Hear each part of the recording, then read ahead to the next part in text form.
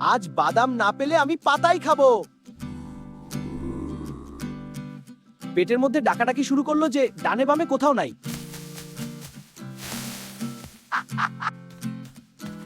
বাদামরা কি আজ ছুটি নিয়েছে নাকি এই জঙ্গল থেকে? ইয়েস, কাজু বাদাম।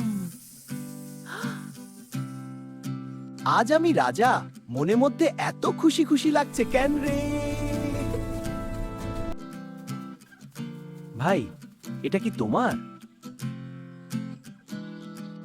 হ্যাঁ, এটা আমার জীবন।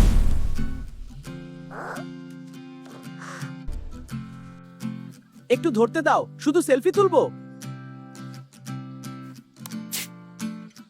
এই বাদামটা তো আমার। ভাই, এটা ফ্যামিলি সাইজ।